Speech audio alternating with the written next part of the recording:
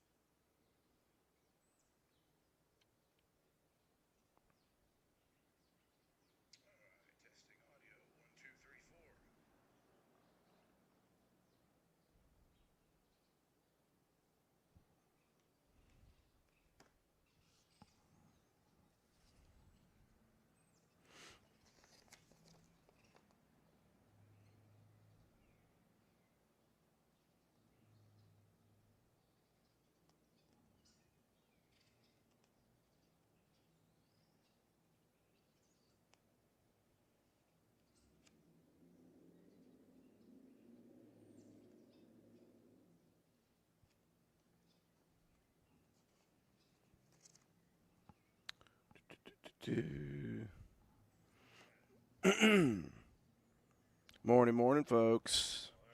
Just waiting for my guy to get over here. Yeah, I'm on top of things today. I'm already live. I'm already feeling it. Got into you last night. Well, I tell you what. What got into me is maybe like the 15th wind. It's not even the second wind or the third wind. It is my 15th wind. All right, let me see which one you are in. I think you're in this one. Check. I am correct. Good morning, everybody. What a beautiful morning it is here in downtown Spencer, West Virginia. It is morning of the fourth day of the West Virginia Black Walnut Festival, Saturday. And let's just get ready. Let's just be prepared because it's about to get squirrely in downtown Spencer. I'm Andrew Miller, going to be with you once again throughout the morning into the afternoon. And then we've got a whole lot of stuff on tap at WVRC this evening. So I'm going to be moving and shaking throughout the day.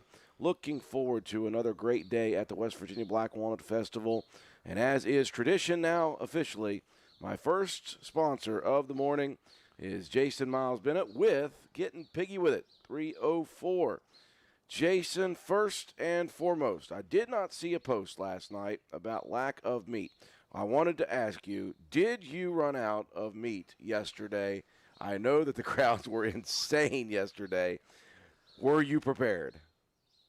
In some areas, yes. In some areas, no. You didn't see a post because I was chasing my tail again all night last night trying to get prepared for today. So you made a trip to Charleston yesterday morning. No. You did not make the trip? I made the trip. Oh, okay. But it did not happen till yesterday evening. Golly. 3:15, 3:30 I left. So you know about what time that puts me in Charleston. Yep. But let's just, for lack of better words, let's say I made good time. So we won't talk about that with the police officers around. Don't worry about that. What they didn't see, they can't catch, right? That's right. So you obviously you smoked meat. You made everything that you could make, and then you left the girls to fend for themselves as you took off for Charleston. I did. I tossed the keys up in the air and said, grab it and go.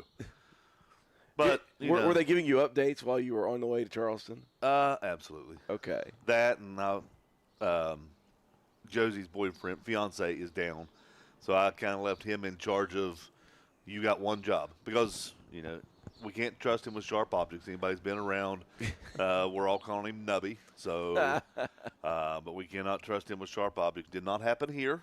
So it happened at their house. But he had one job, and that was one stick of wood on the fire every half hour. Oh, by golly. I think I could handle that job. Yeah. Maybe. You want to volunteer? I would, but there's so many things I got to do. Got to clean the stalls, wash the animal. The night shift position's open for one piece of wood if you'd like to volunteer. That sounds like a terrible, terrible thing. It sounds is. like I do not want to do that at all. I tell you, folks, it's going to be a beautiful day. It seems to me, now tell me if I'm wrong, Jason, it seems to me like it's not as cold this morning. It's not. It's like 46 when I jumped in the truck this morning. I want to say it's not, But yesterday morning, I didn't have a slight frost on my windshield either. That's true. I don't know. For some reason, it just feels a little bit warmer I to me. think maybe yesterday the air was a little drier Okay. and wasn't, the moisture in the air. This morning, I think there's a little bit of moisture. I mean, I'm not a meteorologist. Where's Brian Hughes at? He was here yesterday. Yeah, he was here yesterday. I saw his little skit that he did late at night or early in the morning. I don't know what It was super early. Super. I was like, was not even dusk at all. I mean, it was. Yeah, he real. usually gets here.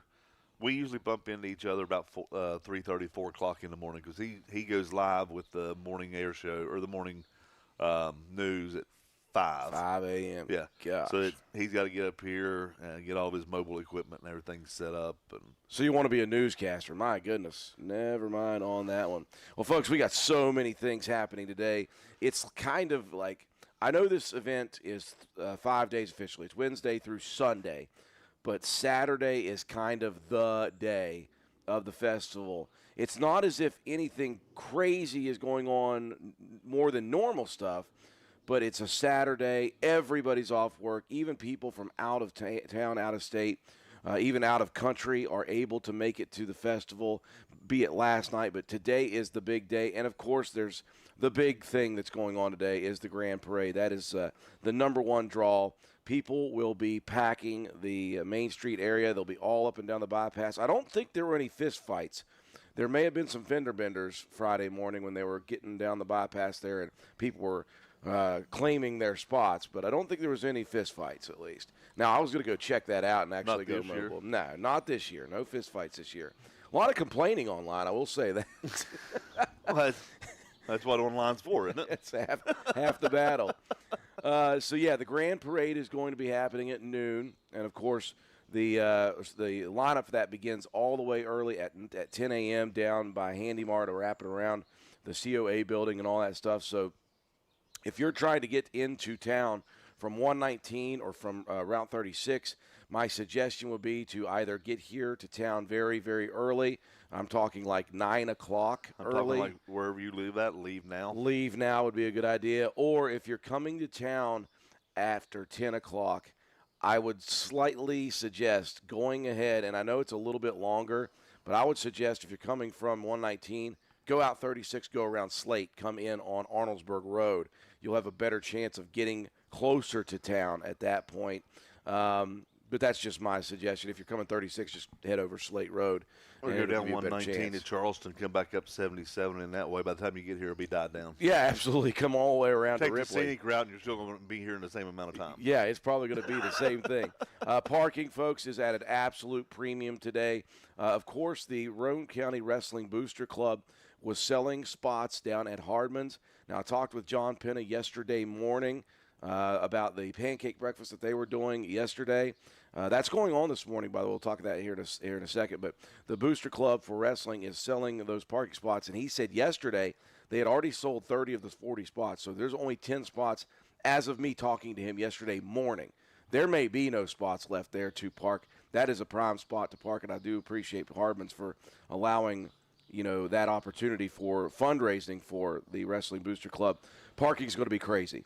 You're probably not going to get real close to town, folks, so just understand that. If you have friends and family on these side roads and side streets, find a place to park there and walk down, get here early because you're going to have trouble navigating the courthouse square. It's going to be crazy for you, Jason, obviously, because as crazy as it was on Thursday, which, as you said, was normally like a Friday crowd, let's talk about that. How was the crowd for you yesterday? Obviously, I'm sure it was crazy good. It was.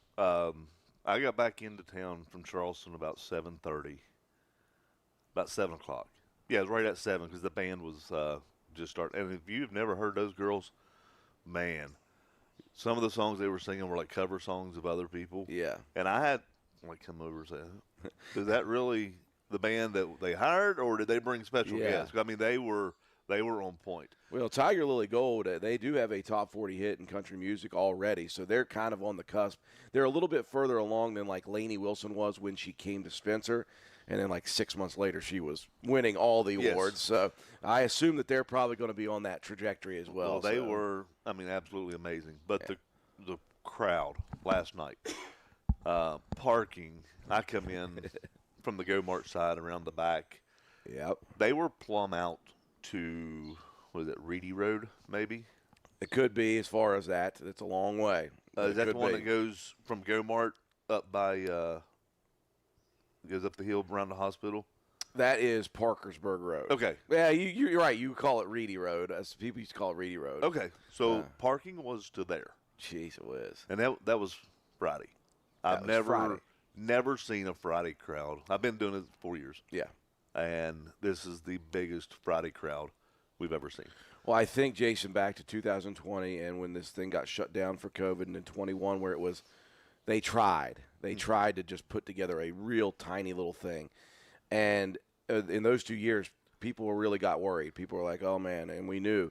And festivals didn't come back. And then 22, they came back. People were a little skittish still. 23, we were like, okay, I think we're going to be good. But it still wasn't last year. And last year, the weather was good.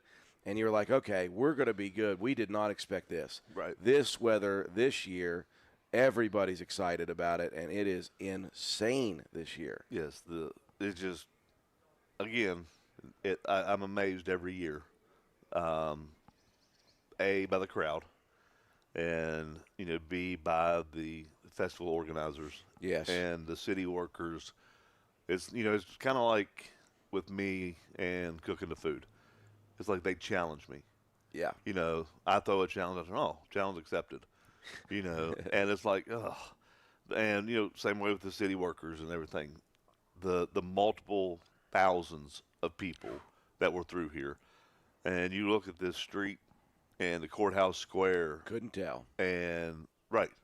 And, another thing, that goes also out to the patrons who come. Kudos to everybody that comes that polices themselves, picks up after themselves. You don't see people running around throwing whatever, wherever. Yeah. And that makes it easier on the city workers. It does. They don't have to pick up and pick up. Well, I look around here, just in general with trash, and that's a concern when you have 50,000 people coming through a town like this. Yep. You look down beside of us, there's 3 trash cans within 10 feet of each other. You look to the left, there's 5 trash cans all the way down Church Street. There's opportunities to throw your stuff away. Exactly. But again, it takes people policing themselves. And then it takes, as you watch, you're going to see orange high visibility shirts all around this courthouse square all the time. Yes. They're checking, they're looking, they're making sure everything's cleaned up still. It is insane how good and how well this festival continues to be run. They were here 11:30, 12 o'clock last night, going around with the backhoe and the end loader. Yep. And collecting all the trash, taking it down, smashing the dumpster down. That's always fun to watch. Oh, yeah. Yeah. Well, I came through. Of course, we went to Ravenswood last night. How'd that go? Went quite well. Quite well. 48-0, quite well. Roane County got a good victory, and I had to go cover Metro News at the station last night. So I come home, and it's about 12:10 when I'm coming through town. And what do I meet heading up towards Wendy's and down the bypass? The street sweeper. 12:10 at night. Yep. It is not. It's insane how hard these people work to make this a wonderful festival. And again, they deserve to be thanked. Rob Miller's crew, the works department here, just a great job as always, each and every year. They're the ones behind the scenes. I mean, they're not behind the scenes. They're out and about, but right. They're just kind of, you just see it like ghosts moving through, and people, they don't recognize it. Yeah, and that, 100% leads back to good leadership. Yes. And you don't hear these guys out here. They're not complaining and griping and, If they are, we can't hear it. Well, yeah, I complain more than they do. I complain all the time.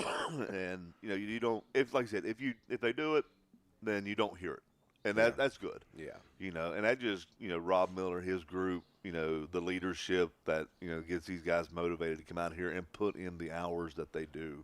Yeah. Over the short period of time. Well, the thing about it is they take pride in their work. I don't even think it's that they have to be told this stuff. I think that it's just a thing that they take pride in. They run a great festival. That's what they do. And so, yeah, thanks to the leadership, thanks to the workers, thanks to, of course, the mayor and his staff over at City Hall. They've been great for me. Tracy Keaton has been wonderful to help us out. Of course, Kate Gaynor, the president of the Black Walnut Festival Committee this year, unbelievable job once again this year, and her committee. They just do such a wonderful job of bringing in such multifaceted things to this festival each and every year. They've brought new things in this year. We're going to talk about that throughout the morning. Some of the things that were going on yesterday for the first time ever and today for the first time ever. Now let's get into the weeds here. Jason Miles Bennett, getting piggy with it, 304.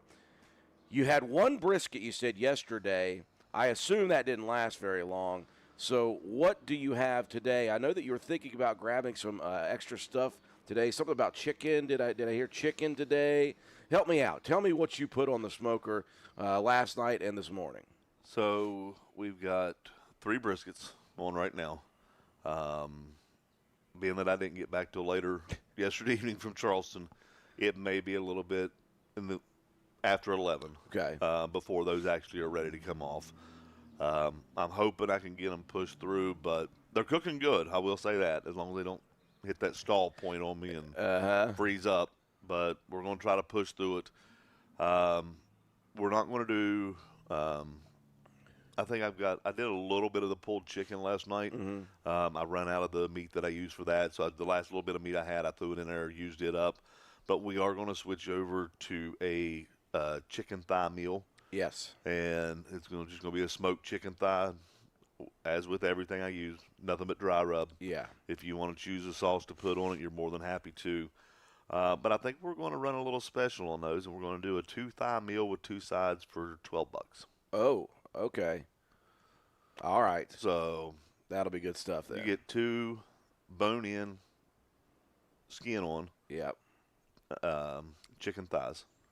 Now, is this the same recipe that you used last year for those chicken thighs, those huge chicken thighs? My goodness. The leg quarters. I had one of those. My mom came to town, and she bought one for her, one for my dad, and one for me.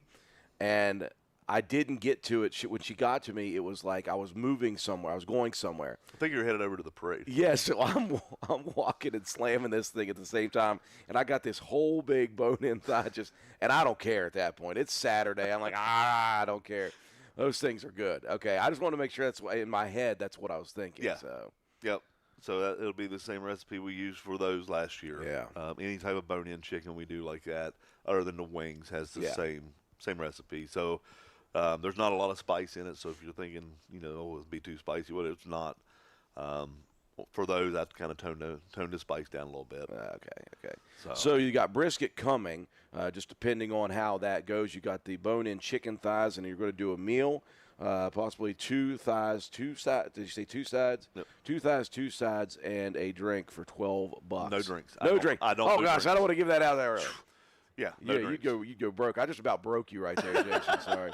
2 thighs and 2 sides for $12 here today, and then I assume the pulled pork. Yes. I just assume that, by the way. Yeah. Definitely do the pulled pork, and absolutely going to do the ribs. Yes. I don't know how to explain this, but ribs go crazy. Yeah. I thought that 19 racks of ribs yesterday might get me through till close. Yeah. No, I thought wrong. You thought wrong again. Yeah. Well, again, I appreciate your bold strategy and thought process, and then all of a sudden people show up, and show up in droves. So that's just something. It's a good problem to have. It is. You want to be able to keep enough stock for people, but it is a constant battle of – and again, you just don't know. Honestly, you can expect a lot of people, but you just don't know until they show up. And at that point, you're just like, okay, get what I can get. That's all we got. So. And, it's one of those things to where I don't want to overcook. Yeah. Because then that's product I've got to take home. Yeah. And you can only eat so many. Have you ever met my wife? No, I have not. Well, you ought to see the look on her face when I walk in the door carrying 4 or 5 pans of pulled pork. Hey, honey, guess what we're eating for the next month? Oh, no. But kudos to her. She is very creative. Okay, good. Comes up with multiple ways to use the product I bring home. That's not your traditional. She makes an amazing barbecue pulled pork pizza. Okay, yeah. That's good. Yeah. Puts the slithers of pickled red onions on it with some banana peppers. And Hey, dude, maybe she needs to make a food truck. I'm sorry, do not get those. I apologize. She's dealt with somebody who runs a food truck already. Again, I will promise you that there is no chance in you know where of that happening. she's dealt with you doing this enough. I've been here for 4 years, and as I just said, have you ever met her? I have not. You're correct. You're right. So that lets you know how she feels about the food truck industry. It's funny. I wish I had my phone. Pull me up on your Facebook real quick. I want you to read this. Okay. Kind of. I wanted to. Is it the getting piggy with it, or is it you personally? My personal. Okay. I read it last night, and I actually commented. I wish Facebook would come up with a laughing heart emoji. And it's, yeah. When you see it, you'll understand what I'm talking about. And there it is. Okay. Okay, let's see what we got here. This is our old site I had to go find. Our business page, I can't look up people, so it's really weird. All right, where is it now? So check out my granddaughter, first of all. Roll back up. Oh, absolutely. Absolutely. Yeah. Isn't she just adorable? You're not kidding. Yeah. Okay. Just adorable. Yeah. So, God, August 25th. Is it because, do you have like a private page sort of? Yeah. Let me pull you up on my phone then. Okay. Because this is the business page. Okay. The business page is you're not probably not going to see janky. everything. I'll just pull you up on me. That's what I'll do. But I want you to read the meme and read the post. If you're friends with me on Facebook, I think I'm friends with you on Facebook. If other people are, okay. Yeah, and they're looking it up. But it would have been last night. So I've got 14 hours ago. Yes, that one right there. Is it the post or is it both of them? I want you to read them. Okay. Well, don't read the post. Okay. It talks about it's a really sappy little thing. It just says being married to a good man. Yeah, so and it's the wife of being appreciative of the man and worrying about him dying and where she's going to be at in the future. And now I will let you read what my wife posted. So your wife, she posts this post, and she tags you in it about being married to a good man, so weird, no drama. And she says, you, double hearts, except I don't worry about him dying. I worry about random pull-behind things he buys when he don't own a truck or 300 pounds of meat. Oh, my gosh. 300 pounds of meat just pulling behind new things, buddy. Right. I'm glad to see that my wife is comfortable that she can make it without me when I die. Yeah. And she's more worried about what I'm bringing home behind whatever I'm driving. We're talking with Jason Miles Bennett, getting piggy with 304. And as we said, this has become a festival tradition for us. He's been here every single year for the last 4, and he's been with me every morning of every single year for the past 4. You're my 7:30 guy. I don't even ask you anymore. I just put it down, and we talk about all the smoked meat that you have, and it's going to be another great day. You have loaded up the meat, and you assume that you're going to have enough, and I assume that that's going to be wrong again. I hope for your sake it is correct. Again, folks, they've got the pulled pork, which is famous. They've got the ribs again today. They do have 3 briskets on. Give him some time to make sure that the brisket gets done. He's praying that it doesn't stall out. Let's just hope that everything goes well today. And then the big special today, he's going to be making those wonderful bone-in chicken thighs. And he's got a deal today, 2 thighs, 2 sides, no drink, $12. You know what? Let's do 10. Whoa! I'm talking him down, man. Black Walnut Festival special. I'm talking Jason down. I'm talking 2 thighs, 2 sides, $10. Okay, 2 thighs, 2 sides, $10 today. Okay. You're going to see Kay and Russ, by the way, I assume. Although, I tell you what, it may be tough to get Russ off the brisket. So we'll see if they show up and what happens with that. You know, we should start a morning air show. I think so. The Drew and Jay Black Walnut Festival show. That's what I'm going to call this. It's no longer just the WVRC's live festival feed. Now the Drew and Jay morning show at the festival. I tell you, you can hear me, guys. You can hear my voice. I'm hopefully not going to struggle. Hopefully the coffee's going to hit me at some point, and just like the talking again will kind of lube up the voice box. Hopefully that happens. Yeah. The coffee donut place, Ramblin' Hills, or Ramblin'. Backwood Ramblings. Yes. So the girls go over every morning. I'm not really a donut fan, but I told Kaylee I didn't want anything to eat day before yesterday. For some reason, she thought, looking at me, I needed a blueberry donut. And I don't know if you've had one of their blueberry donuts. I've had every donut they own there. Okay. I'd That with the caramel coffee with the double shot of espresso. It puts you in the right frame of mind. That's how I'm making it. That's how I'm. Sugar and caffeine. Yes. Hey, sometimes on day 4 of the festival, that's what you got to do if you're working this thing like Jason Miles Bennett is. I tell you, folks, it's a gorgeous morning. It is. I tell you, it's warmer than it has been the past few mornings, and that's a good sign of things to come. If you're looking for a place to sit, wanted to tell people right now, the Roane County High School Wrestling is selling the chairs on Main Street.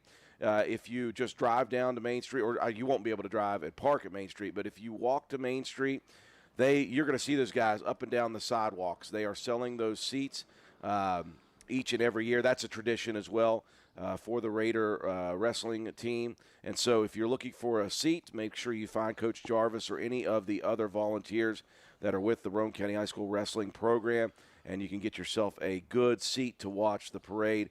I tell you what, Jason, it is. I know that you have to work. Do you ever get a chance like to jump up there and see it at all, or are you just working throughout the? I figured as much. I wish I could. I mean, every once in a while, I'll be able to venture out. Yeah, but I usually don't go far. Yeah. You don't want to go too far away from the business. Yeah, but and yesterday I was nervous. I ain't gonna lie. Yeah, I had to go to Charleston, and you had to walk away from the business for a while. Yes, and that's the first time I've ever left it completely unattended, like with me or remotely close. Yeah. So, but thanks to ThermoWorks and all the technology, I was able to make sure everything stayed on point, and the girls kept me updated and stuff like that. So, well, it's good stuff, man. It's good stuff. We're excited for day 4 of the festival, folks. Again, Getting Piggy with 304, one of the many wonderful food vendors here, and one of my favorite sponsors each and every morning of this festival, each and every year. Again, Jason Miles Bennett with Getting Piggy with 304. You have brisket coming today. You have the ribs. You've got the pulled pork. You've got the chicken thigh meals, 2 thighs, 2 sides for now $10 today. Those are the bone-in thighs, if you guys remember from last year. And, again, all the good sides that they serve each and every festival. It's going to be a good day, Jason. I wish you the best of luck. Once again, you're not done. You'll be back again tomorrow morning for a little bit of time, obviously. But this is our final meeting, you and me. Till next year. Till next year. It goes fast. It's the end of the Drew and Jay for a year. The 2025 version of the Drew and Jay morning show at the Black Walnut Festival has come to an end. We're going into hibernation for 365 days. Jason. 362. 362. Thank you. That's why he's here. He is precise. That Clay County math coming out over that Raider math right there. But speaking of Raider math, what was that score again from last night? It was 48-0. Roane County dominating victory last night. It was a good one, yes. And one more time. 48-0. How many touchdowns is that? But I tell you what, we went for 2 and got it each and every time, so that is 6 touchdowns. Okay. You think they got 6 sandwiches? I don't know. So they ate last night pretty well, I assume. Yeah. Yeah. They ate well. You think that was a motivation? It better have been. It better. As I said yesterday morning, I said, Coach Burdett, he's no stranger to playing some mind games. He's like, hey, guys, you don't perform well, then I take Getting Piggy with me. You guys get McDonald's. Yeah. And so they did perform well, and I'm sure they ate quite well after the ball game. That was a good thing. I appreciate that you did that. I'm sure Coach Burdett and his staff and the kids definitely appreciated that. That was a good deal. And like I said, yesterday we try to do something for the community every time we come. And, that was this year, that was our way of, giving thanks back to the county, the city, everybody here. We're appreciative to be here, grateful to be here, and we give back every chance we can. 100%. So, Jason Miles Bennett. If you've got an organization, next year. Yes. Last year we chose patch 21. So this year we did the Roane County. So if you've got an organization that needs some help, reach out to us. Get a hold of him. You got social media Yep. pages. Getting Piggy with it. 304 LLC is your social media. Yep. And then TikTok and the Instagram you can link off of the Facebook page. And if you want to just get a hold of him by phone, 304-712 pork. There you go. Don't misspell pork. P-O-R-K, folks. P-O-R-K. P-O-R-K. Which 7675? 7675. Gosh, man, it took me 4 mornings to try to get that right. And you're not looking at your phone dial either. I'm impressed. Listen, my brain is totally shot at this point, and still somehow numbers. Could you remember back in the day with the rotary phones trying to do pork? Oh, no. Those are the long numbers. It would take forever. Right. It would take forever to get to those things. I would have picked a lot shorter number back then. Well, Jason Miles Bennett, thank you, man. As always, I do appreciate the time you give us each and every morning of the festival. It's going to be a great day for you. It's going to be a great day for the festival.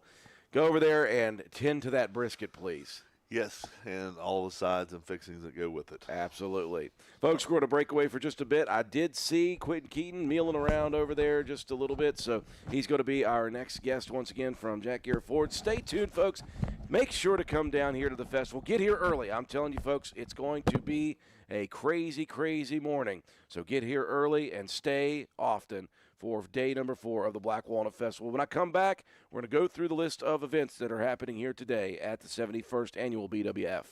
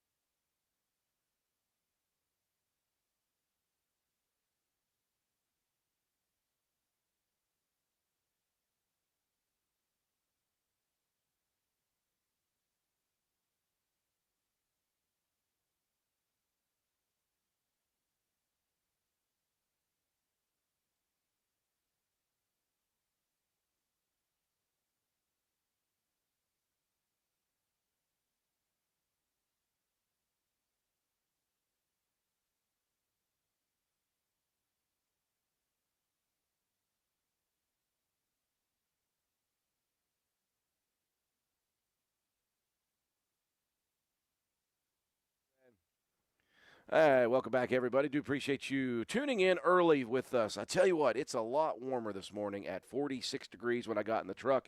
And I tell you what, that means good things for day number 4 of the West Virginia Black Walnut Festival. I wanted to take the time here to run through our schedule. Before I do that, I wanted to thank, of course, our sponsor for the last half hour, and that was Getting Piggy With It 304. Become a tradition each and every morning at 7:30. Jason Miles Bennett comes over, and we have a good time talking about the festival and what he has brought to the festival each and every year. He's got brisket on, folks, and hopefully that is done by the end of the Grand Parade. Speaking of the Grand Parade, let's take a look at the schedule of events for today. Pancake breakfast going on right now. That's always the first thing on Friday and Saturday mornings down at the community building. Today it is the Roane County High School Abroad Trip students. They are raising money for their trips abroad. So stop down there and get your pancake breakfast. They have those black walnut pancakes, sausages, and a drink of your choice. Those are good fundraisers, and I tell you what, they're very good pancakes as well. 7 to 11 a.m. they're serving those. At 8 a.m., well, supposedly 8 a.m., let's just say 8-ish a.m., because Dr. Rustin Moore is set up right in front of us, and his tent is still down at the moment. Former Spencer resident and, of course, Spencer High School graduate, and now the dean of the College of Veterinary Medicine from The Ohio State University, Dr. Rustin Moore. Just goes to show you, folks, doesn't matter if you're from little town of Spencer, West Virginia, you can make it big in this world. He's doing his book signing event once again today. Also, things get going at 9 a.m. down at the Spencer Armory, as they do every single day. It will be the craft show, the flea market, the art and photography show, the Ag 4-H and FFA exhibits, the motorsports and tractor display. That's a big deal, by the way. People loved that yesterday, the official motorsports and tractor display. Shamlin Brothers Farm Supply brought down a ton of Coyote equipment, and people were able to get on that and view that stuff as well. 10 a.m. is when the Grand Parade lineup begins. It's going to get going very, very quickly today. Also at 10 a.m., that's when Heritage Park gets buzzing. One-room school tours, Train Depot Museum is good to go. The information booth opens up directly to our left at 10 a.m. That's where you can get your official Black Walnut Festival merchandise. Now, I didn't go over there yesterday afternoon to find out if they have any and how many more they may have. The collectible Fiesta Wear mugs this year for the Black Walnut Festival, those always go quickly. This year's theme is sky blue. It's a very, very nice color of Fiesta Wear for those collectible mugs. They got shirts, hoodies, sweatshirts, all of the flags and items that you would want for the Black Walnut Festival as well. The Mountain Monsters men back at the Courthouse Square, directly across from us on Court Street. They will be here at 10 a.m. talking about all of the crazy, crazy things that they do in West Virginia. Also going on at 10 a.m. down at the Armory, the Chainsaw Artists will be there, the Mason-Dixon boys. Down behind us, the Casto and Harris lot. The Cornmeal Grinder is going hard in the paint. Petting Zoo right across from him at Heritage Park at 10 a.m. I think they got llamas this year. I don't know for sure, but I think there's llamas. Quentin, is there okay, there is llamas. I have been, can confirm, llamas at the petting zoo at least. At 10 a.m., the marketplace down at the community building with food and beverages. The flower show at Heritage Park is going on at 10 a.m. At 11 o'clock, that's when the food starts. The ox roast sandwiches, if they have any left, are going to be served over at the Hungry Moose restaurant. Glad they took that over this year. That is always a tradition at the festival. The festival food court opens at 11 a.m. today. Noon is the Grand Parade. Of course, that is the big ticket item today, and that is the Grand Parade. That is going to bring many, many human beings into our tiny little town. At noon, that's when the beer tent opens. Too bad I'm going to be working, or else I'd be over at that one at the grass lot right beside of the Hungry Moose restaurant. At 1, 3, and 5 p.m. again, you have one final day to come and bring the kids for the Grandpa Cratchit Show. 1 p.m., 3 p.m., 5 p.m. That is on Court Street, just shy of the food court. Live music begins at 1:30 p.m. on the main stage. Roane County's own Johnny Stats and the Johnny Stats Project. He is a world-famous mandolin player. If you don't know him right now, you're living under a rock, folks. He'll take the stage at 1:30 p.m. After the parade and after all the bands are able to get back to their vehicles and their buses, the band and majorette competition will take place out at Roane County High School at County Stadium. That will begin at 3:30 p.m. Live music continues on the main stage at 4 p.m. one of my favorite artists and local resident now, Eric Barker, who was living down in Asheville, North Carolina, playing a lot of music with a lot of different bands down there. He's back home, and he'll be on stage at 4 p.m. At 6:30 p.m., this is something that we're always excited about now.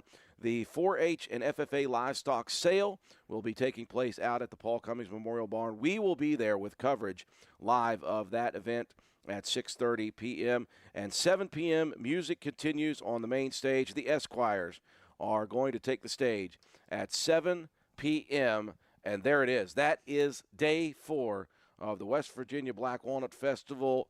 If you have any questions, as always, all you got to do is send us a comment on the video below, and we will get the information to you as quickly as we can. I even had a question about peanut brittle.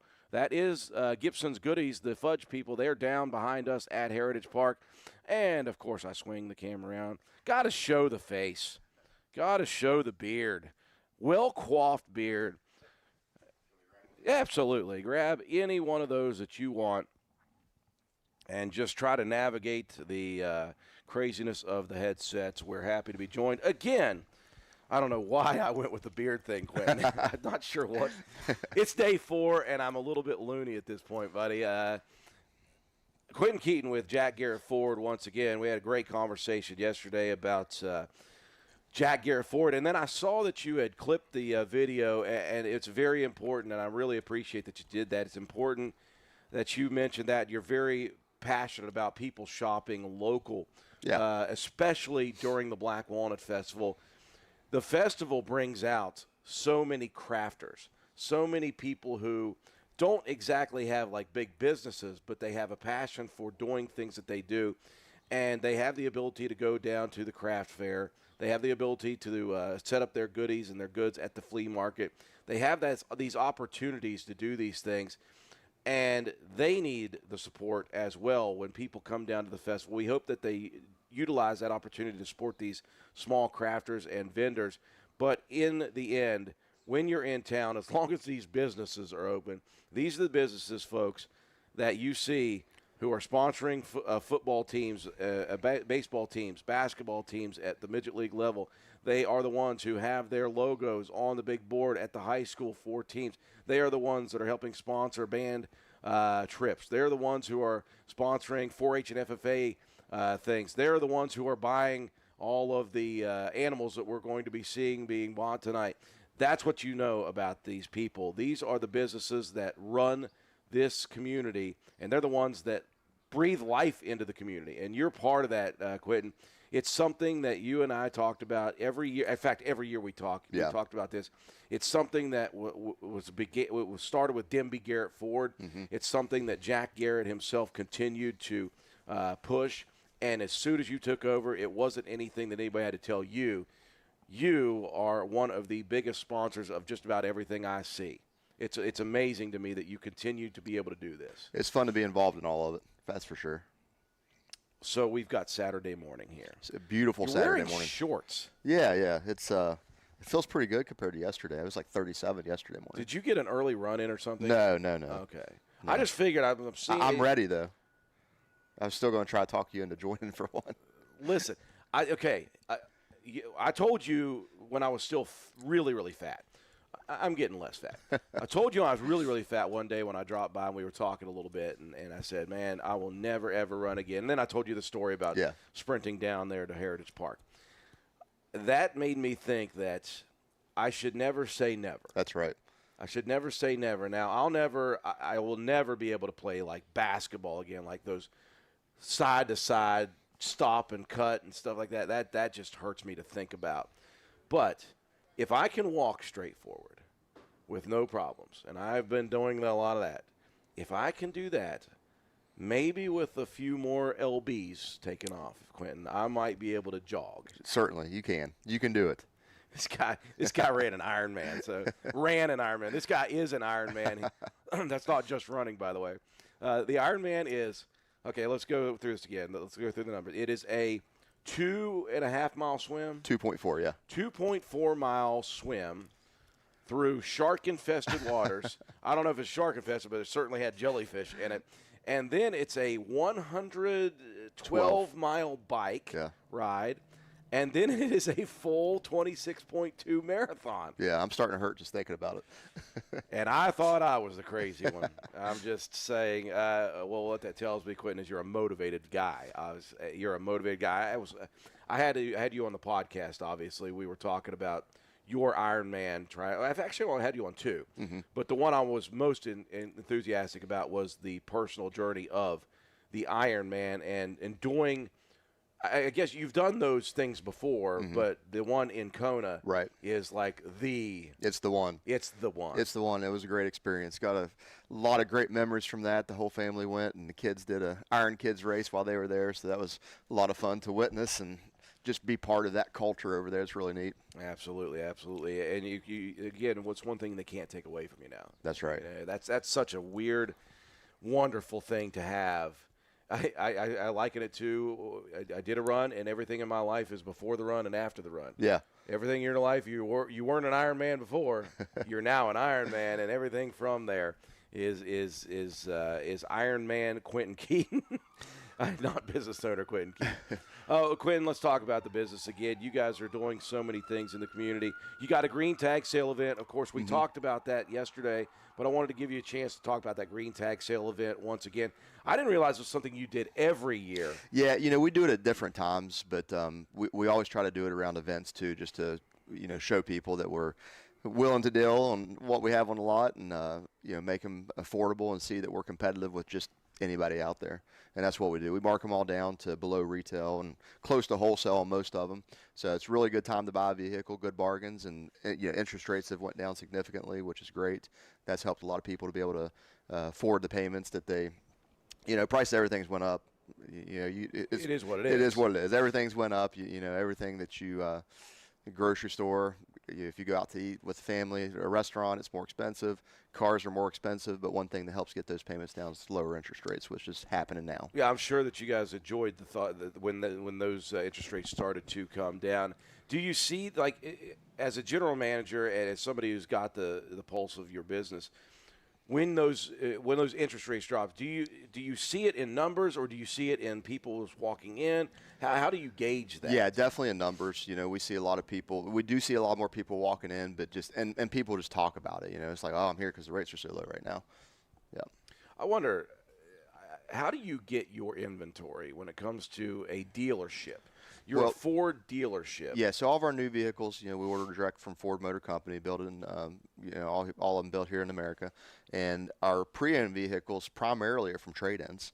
That's the ones that we prefer to have on the lot because we know the history of them. If we sell you a vehicle and then 5 years later you trade it into us, or 3 years later, however long, we know the history of it. We know what service issues you've had, and we're able to repair those issues if you've had any, and make it a good, safe and reliable vehicle for people around here. We do buy some from auction. We try to do the factory sales, which are usually corporate-owned vehicles. Okay. That's something that Jack's always done. Like, you go and buy the ones that you were well taken care of. Like, you may have a Ford regional sales manager who has a demo, and when they retire it, they send it to auction. So we try to buy a lot of those vehicles. They're lower miles. They were properly maintained. And then for the other makes and models, we do the same thing. We'll buy a rental car every once in a while, but mostly factory vehicles. When you say auctions, I always wondered about this. Auctions, I had a buddy who used to, if you guys remember the old Spencer Auto Group, I had a buddy who used to, I'd go see him and he'd be on his computer watching cars go through. Is it an auction like where you actually go to it and like you bid on items, or is it you can do it online? What is that? It's both now. And when COVID hit, it was all online. They didn't have in-person ones. They didn't even drive the vehicles through the lane. They just had a picture of it on the screen and you bid on it. But we like to go in person if we can, just to touch, feel, and you really check it out. Most auctions do what they call a condition report. So they have someone like you and I go around and take multiple pictures and really do a thorough inspection of it. And then list any defects on it so we know what we're getting when we get it. But, nothing like your own two eyes on it, though. Yeah, I wondered about that. I was like, do you know what you're buying? Yeah. Obviously, I guess I would have thought you had to know at least what you were getting. And there's safeguards in place that protect dealers from buying lemons and prevents any dealers that may not have other dealers' best interest in mind from really getting one over on people. So they have a post-sale inspection. So we pay the auction to do a thorough inspection after the sale, and then usually we have a 3 or 7 day guarantee and so many miles if something happens to it. So we buy a lot of stuff from Columbus, Greensboro, Michigan, just wherever we can find a good, reasonable piece of inventory. And by the time we drive it back here, we know if there's any other issues. Yeah. It's the thing. It's always so amazing to me. I went and was hanging out with Nathan Kendall before this latest midlife crisis that I had. Went with a blacked out package. Dana Camp's looking down at me right now. He's like, dude. He always gave me. He's like, listen, don't get those black rims and stuff like that. I'm like, yeah, I'm gonna get that. They're so easy to keep clean, They don't show brake dust like the chrome ones. Yeah. Even if they're not spit shine, they still don't look nearly. They don't look bad. Yeah. And it was interesting to me. I was like, I want this, this, and this. And he's like, well, this, and he's like, I'll find it. And my truck came from northern Pennsylvania. Mm-hmm. And I'm like, how do you do that stuff? How does that happen? So you guys just have a network. You guys have networks. So on new vehicles, we've got on our Ford website, it's a dealer locator or vehicle locator, and we just we set the parameters of what we're looking for. If we're looking for a 2025 F-150 XLT 5-liter V8 engine. How did you know crew that? cab. That's mine. I know. In magnetic gray or whatever parameters you want to set forth with the XLT blacked out appearance package, then that's what you put in there, and then boom, like all of them show up. And our search parameters typically are set within like the first 300 dealers closest to us. Okay. But we've went all the way out to Colorado to get a vehicle for somebody. Jeez, it was. If you know what you want and you want it, we're going to get it for you. Okay. Well, again, that's service with a smile down here in Spencer, West It's Virginia. fun. It's fun doing that. It's fun trying to find a vehicle for someone, and then when they see it for the first time, they get really excited, and purchasing a vehicle and for most people is the second largest purchase of their lives. You've got your house and a car. Yeah. So and for a car, a lot of people do it multiple times, but it is a huge purchase. 20, 30, 50 big trucks, $100,000. Yeah. So we always keep that in mind and try to make sure it's still a good and good experience for everybody. So it's fun for you guys to find. It's kind of like an adult version of Where in the World is Carmen Sandiego, if anybody remembers that I old remember game. that. Do you remember that? Yeah. He went out to Colorado on the Oregon Trail and died of dysentery trying to find that truck for somebody. Quentin Keaton with Jack Garrett Ford, our sponsor for this half hour. Quentin, what's on tap for you guys today here at the festival? I know, Jack Garrett, you're very community-based, but you're also very worker-friendly, so you're giving your guys some time here today to enjoy the festival. Yeah, I think a lot of our employees will enjoy the festivities. Me, myself, I'm going to go to the pancake breakfast after this, pick up some pancakes, take it home to the family, get them ready, then we're going to come downtown and walk it off. We're going to walk it off, and then we'll go to the parade. Kids always enjoy that, catching candy, and so we'll go to the parade, and then after that, we did a lot of this stuff up here yesterday, so we'll go down to the Armory and that side of town, then go out to the livestock barn later this evening and check out the animals. All right. All the hard work that those kids out to 4-H and FFA have done, and heck yeah! Are we gonna bid against each other? I think so. Yeah. All right. Listen, I can't outbid you. No. What are you going to buy? I'm still broke from equipment. Listen, every year I try my best. It was funny. The first year I actually planned on buying was the first year that we covered it, which was 3 years ago. And I had a former student of mine, and she was just a young freshman. It tells you I'm getting so old, man. She was a freshman. She's now getting ready to graduate. She's a senior. It's her last year in FFA. But I didn't know. I didn't know what they cost. I'd never been to one of those things before. So I told her, I was like, listen, I want to buy your animal. And she's so sweet. She was like, Mr. Miller, are you sure? I said, yeah. I'm sure. I want to support you. I want to get your animal. So you went to ATM, got $200, and you're ready to buy an animal. She said, do you have any idea how much? She knows I was a teacher at the time. She's like, do you have any idea how much those cost, Mr. Miller? I was like, I don't know, $600, $700, and which would have been a lot of money for me. And she's like, well. My calf last year sold for $3,200. I was like, oh, okay, wait a minute. I said, so what can I do? Can I just give you some money then? So what I've done is every year I just go to Rick Mullins, so good, man. I go to Rick and I'm like, here's a check for so much money. give me a third of an animal. Yeah. And so they bunch some people together who may not be able to which get is those. great. Which is great. It helps to support the kids, and Yeah. they put so much work into that, and it takes a lot of money to raise an animal. My daughter showed goats. Yeah. And, these kids, they have to be disciplined and dedicated to take care of another animal's life. So Yeah. it's really cool to see all the work that goes into it, and then get to buy one from them. Yeah, Really it's puts a smile on their face. Listen, it's a wonderful life lesson, learning experience for these kids. I hope people, I don't know, we don't really have any problems here in Roane County with people joining that, but if you're thinking about it, definitely become a member of that. And it's a responsibility for kids for the entirety of the year, and the payoff is at the end. So, I will not be buying any animals by myself yet. One of these days, Quentin, I'm expanding, by the way. Yeah. I'm expanding. We got 4 you're in schools. Work County, Calhoun County, Clay County. Yeah. Man. We got a big announcement coming next week, by the way. All right, that's exciting. Yeah, a very, very, very big announcement coming next week, so Good. Stay tuned for that. But, we're going to be out there at the barn. This year I'm giving my money to Tank. WVRC, I believe, Carpenter's General Store and Cash Saver are going to go together and purchase some animals. And so that was your all's corporate cup team. Yeah. Cars and calculators. Yeah. That was a lot of fun. I'm telling you. Speaking of that, let's dig into that. Yeah. Because Jack Garrett Ford is a very, very big sponsor of and member of that corporate cup, and you personally instrumental in doing this thing. Why? How? What is it? So it started with Dave McCutcheon and I. We were always throwing crazy ideas out at each other, trying to figure out what we could do big in the community that's going to make an impact, that's going to be something different and give community members, business members, whoever, a different look at things in life. And I said, hey, let's do a corporate cup. And I didn't really hear anything from him. He's like, maybe a month later, he said, hey, we got a meeting with Doug Bentz and the guys up at the hospital about this corporate cup. And I'm like, oh, sweet.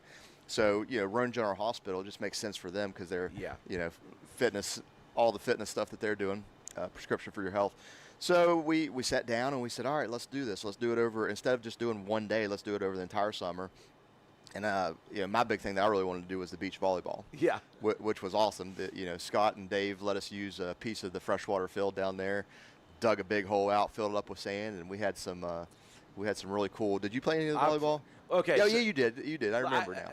I was on the sand. Yeah. I was the worst volleyball player on our team, but I have a claim to fame. Yeah.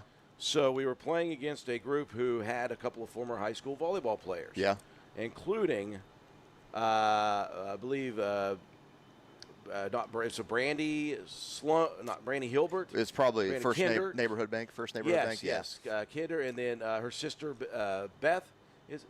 Yeah, I think so. So bad with names these days, and so I knew they were both former volleyball players, and I blocked a shot of Beth's. Oh, yeah. Yeah, claim to fame. Yeah. Did anybody get it on video or picture? I don't think there's any proof of it, so you're just going to have to take my word for it. I swear it happened. It may have not have happened like I thought it did, but it felt like I was up on top of the net, just You get out on that sand, and it really makes you feel like unathletic because it's so hard to play in sand for the volleyball. It's humbling. Yeah, so that last year or year before last was the first year for it. This past year, we grew it a little bit. We had 12 total teams, or more than 12 businesses, because some businesses joined together to create a team. And we did some other events that were really fun. At the finale there, we had beach volleyball and the kickball. Kickball, that got intense. That was fun. And a lot of, there at the end of the summer, it's hard to get everybody together, so we had a lot of kids that joined in on the teams, and they were pretty good, weren't they? I was so happy that your kids and the kids that were friends with them, they were all there. We basically just, the guys like me who can't move as well anymore, just was like, hey, I'm going to have you kick and you run and you do all the fun stuff. And they absolutely were. It was a blast. They loved it. Yeah, they still talk. My kids still talk about us. It was a lot of fun for them. Well, the good thing about that is as you mentioned, Roane General Hospital is very, very forward-thinking when it comes to trying to get our community healthier. It's something that you've always been very passionate about personally with your family.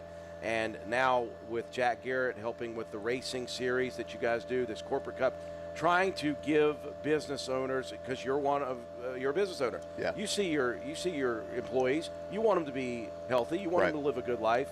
And so one of the ways to do that is to introduce people to exercise in fun ways. Yeah, and the race series, that's another thing that Dave and I were brainstorming, and I said, hey, let's do a 5K race, let's do a whole series. When I lived in Charleston, they did a lot of race series down there, so we ended up doing the first couple years, we did a race every month. Yeah, it was a different theme, and I think the first year we had like 300 unique participants, not at every event, but over the whole 12 months, and then next year it was like 700 unique people getting out there. So it just kept growing, and we created a Jack Garrett Ford and Patch Strava group where people can go out and virtually do things. I think we've got over 200 members on it now, and we've been able to show a lot of the trails in town that Spencer has to offer, and got people out and active and doing things that they wouldn't necessarily do. I know you've done several of the races. Yeah. The Dash and Splash was a hoot this year. I think a lot of people splash and splash is what I call it. It was definitely like a slip and slide out there, wasn't it? I have never I've never exercised in so much rain in my life. It was crazy. It was awesome though. It was crazy. Yeah, we were like, we're looking at radar, and then it was like 10 minutes before the event started. I don't know if you even knew this, but you told me about we this. had to call an audible, and we changed the course up a little bit. So I ran the course and moved some of the flags. And on the way back, it was just a monsoon. Like, I could not see. It was raining so hard. And I was like, oh my gosh, this is going to be really difficult. And some people are not going to like this. But I got back, and it quit raining for like 2 minutes. And as soon as we started, it started pouring down again. It did not stop until the pool party started. I tell you what, and there were so many people for that event because it was part of the Corporate Cup. Yeah. And so there were so many people. And what I did was, of course, I did the walking portion of it. And at that point, I've been walking a good bit, so I was, up there, but I was taking my time and I was interacting with people and it was just people were slipping, falling, laughing their butts off, falling on their butts and enjoying their time. People came back, they were just muddy from head to toe. Covered. Shoes were ruined, and I never saw anybody not have a good time with it. They all had it. I mean, it made you feel like a kid again. Everybody still had a smile on their face. Yeah. And I tell you, the runners got off easy because the course wasn't horrible when the runners came through, but they made it bad for the walkers. The walkers were like walking on ice. I couldn't believe it. My sister ran that, and she has not run in like 5 years. And I was like, how? Because I was slipping and sliding everywhere. I was like, how'd you guys run through this? So they got there before it got real bad. And the running, I think it's a little easier with the running because you're just catching yourself falling, and with walking, you're planting and you're actually trying to stop each time, and it makes it more difficult. There was no stopping. There was slide and almost stop. Yeah, we had over 100 people do that. I feel bad for Caleb Greathouse. Caleb was covered. Oh, he beefed it one time on the way down and went straight to his back. I was like, are you okay? Everybody was good. I told Caleb that the trail cam footage was hilarious of him. And I just said that jokingly at the event. Then a couple days later, he came in the dealership. He's like, hey, man, can I see that footage of me? I'm like, no, there wasn't really any footage. He's like, oh, I was looking forward to seeing it. That would have been fun to see. That would have been good blackmail Maybe material. next year we'll put a camera put some trail out there. cams out for that one. So what's coming up next with that? Well, obviously the Black Walnut Festival Nut Run tomorrow. The Nut Run is part of the Patch and Jack Garrett Ford's Stride and Stroll race series this year. The Roan General Hospital heads that up like they do every year. It'll start down here tomorrow at the Heritage Park and take a traditional route up to Pizza Hut and back. And Flat Course, great time to get out and get started running or walking or whatever you want to do. And you are going to be running in that? I think so, yeah. I think you and Allegra both are going to? Yeah, and I think Lincoln and Alistair may run it too. Oh, really? Okay, cool. So, I've done. Well, you're going to start with her, and then you're going to say bye, but she's running off from you. Yeah, I'm hoping. I'm hoping she goes out there and pushes herself at it, but That's I probably won't people keep don't up with remember. She was very, very involved before she got really, really involved in wrestling, in cross country running and running. So she still does that, obviously. So yeah, not as much, but it's definitely a good workout. So hopefully she gets out there and enjoys it. Well, Quentin, I know that you've got a lot on your plate here today, and one thing that you want is pancakes on your plate. Yeah. So I'm going to give you the time to go down there and enjoy this. Enjoy the rest of the festival. Again, thanks to Jack Garrett Ford and all the other wonderful business who sponsor this Black Walnut Festival every year. You're a great sponsor of ours, obviously. You sponsor our sports on WVRC. And I'll tell you what, I don't know if you're able to see the reactions that we get, people are they absolutely love what we do, and we can't do it without you guys. Oh, and it's people great like that you. all that you all have done and brought to the community with it's great. I love it. You know, you can get on there. You could be here and hop on there and say, hey, the Raiders are beating Ravenswood 48-0, and, Yeah. and it's pretty awesome to be able to see that. Now, So. it's partially because of you guys and businesses like you that sponsor us and our crazy ideas that we do have. Quentin, thank you very much, man. Good seeing you. Enjoy the rest of the festival. Yeah, That you is as well. Quentin Keaton with Jack Garrett Ford. And again, make sure if you see them, thank them for sponsoring and helping sponsor the Black Walnut Festival. Also sponsoring our time here on our coverage of the 71st Annual West Virginia Black Walnut Festival. Without our businesses and our sponsors, we don't get to do what we do each and every year, each and every day. Let's take a look at your schedule of events again today, folks. We are just 15 minutes shy of the 9 o'clock hour. At 9 o'clock, the Spencer Armory comes alive, the craft show, the flea market, the art and photography show, the agricultural 4-H and FFA exhibits, the motor, sports, and tractor display out on the front Armory lawn, getting going at 9 o'clock this morning. I do see Dr. Rustin Moore here. He is getting set up for his book signing event. He is here at the Courthouse Square. He'll be signing his book throughout the day today. At 10 a.m., a lot of other stuff gets going. Of course, the one-room schoolhouse tours and the Train Depot Museum tours at Heritage Park are going to be going on. The Mountain Monsters men from the famous TV show will be right here on Court Street beside of us. The information booth gets opened directly to our left. The information booth is where you can get information about winners of the Kids Day Parade, winners of the Bake-Off competition, all those winners that you're looking for. They have that information. They also have official Black Walnut Festival merchandise to sell. They've got the, of course, the gear from Mountain State Awards and Graphics. I wanted to run through the list of what they have to sell at the information booth, official merchandise. Let me pull it up here real quick, and I will run through what they have at the information booth. They've got hats, Black Walnut Festival canvas bags, yellow Black Walnut Festival flags, brown and yellow striped flags. They have Black Walnut Festival collectible cars, T-shirts, long sleeves, sweatshirts, hoodies, all of the Fiesta wear that you want. They've got the coasters. They have the Black Walnut Festival Fiesta wear collectible mugs each and every year. This year it is a sky blue mug for 2025. They have shot glasses. They have creamer pitchers, all sorts of crazy stuff. They've got 16-ounce Black Walnut Festival plastic cups. They've got wine glasses, wind socks, glass-blown walnuts, Pravita bracelets, Blinko sun catchers, glass rocks, coins, postcards, and of course, this is the Black Walnut Festival, so they do have black walnuts for sale. You could get black walnuts for baking or anything that you need. 10 a.m. also, folks, if you're coming from 119 or Route 36, be careful because they are starting the parade lineup at Handy Mart and around the COA building at 10 o'clock this morning. So it's going to be a buzz over there, so be careful of all the people moving around.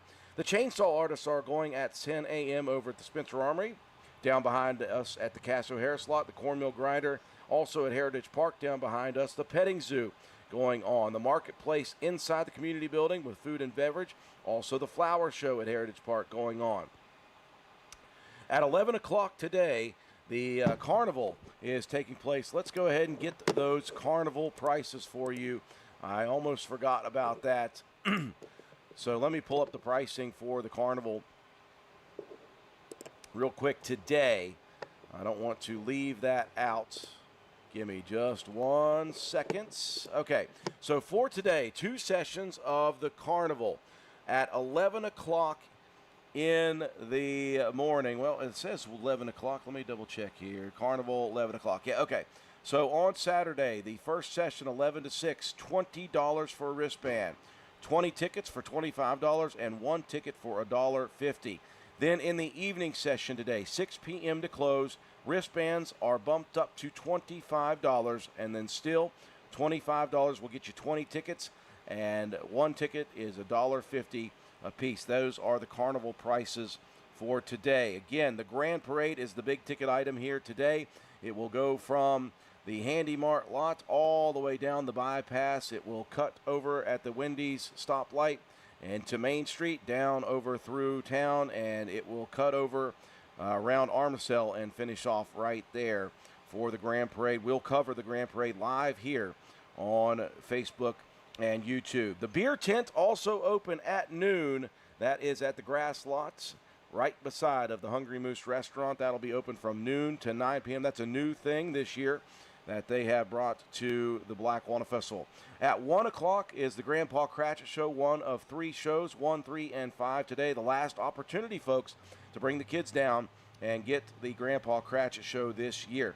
Live music begins at 1:30 p.m. today. The Johnny Stats Project is going to take the main stage. It'll be followed at 4 p.m. by Eric Barker, our local musician, and the MC for the new City of Spencer open mic night that is sponsored down at that grass lot owned by the City of Spencer. They got a real nice stage. It's a beautiful location and environment for that. And then 7 p.m. on the main stage, the Esquires will take the stage. So that is your lineup of music. Also, at 3:30 p.m., it'll give time for the bands that are in the Grand Parade to get all the way back to their buses and get out to the high school at County Stadium at 3:30 p.m. The band and majorette competition will take place. And then at 6:30 p.m. is the 4-H and FFA livestock sale. That'll take place out at the livestock barn, the Paul Cummings Memorial Barn on Lick Fork. WVRC will be there with live coverage of the livestock sale once again this year. That is the list of things that are going on today. It's going to be a gorgeous day, by the way, folks. The weather has cooperated better than it has in any year for a long time. It is gorgeous. It is sunny. It is going to be about 65 or 70 degrees with a breeze. It's not hot at all. It's not cold at all. Right now it's a little chilly, but the sun is starting to peek through. As you can see on the screen, it is starting to navigate its way down Court Street here. It's going to get close to us in about an hour, so it's just going to be a great day. Don't forget, folks, stop down at the community building right now. They've got the pancake breakfast going on. This morning it is sponsored by Roane County High School's Abroad Trip students. They are looking to raise money for their trips abroad. Always a great opportunity for kids to expand their horizons beyond the walls of Roane County. We're live throughout the morning here at the festival. Day number 4, Saturday morning at the 71st Annual Black Walnut Festival. Going to take a break for just a bit here, and I'm going to come back and we'll continue to walk you through the festival. Don't forget, folks, wanted to remind you, we do have giveaways coming very, very soon. I'm going to put up the book for giveaway. I have 4 copies to give away today. We're going to do some West Virginia trivia. Our very own Cassie Ashley, former Roane County resident, has sent me 4 copies, or 5 copies. I got rid of one yesterday. 4 more copies available of West Virginia, Your Home to Me by author Cassie Ashley, a wonderful children's book. It's an easy reader for first-time readers to practice with. It's great for parents to read to their kids throughout. And I have free copies of that. These things are on sale on Amazon. If you want to support her, go to Amazon and you can find her books there. But I have 4 copies to give away, and we are going to do some West Virginia trivia. We'll do that at the 9 o'clock hour. And so what we do is we ask a question right here on our Facebook and YouTube, and the first person to come down and answer the question right in front of me live correctly will win a copy of West Virginia, Your Home to Me by Cassie Ashley. Stick around, folks. More to come.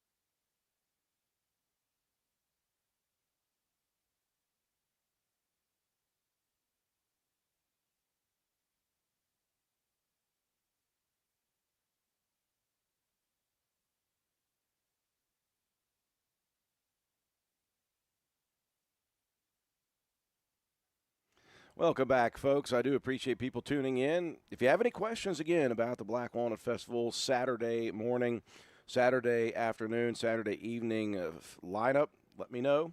All you got to do is shoot a message on the comment section of the video that you are watching. I just got done hosing some black walnut pancakes. Is all I can say. Very, very good. Once again this morning.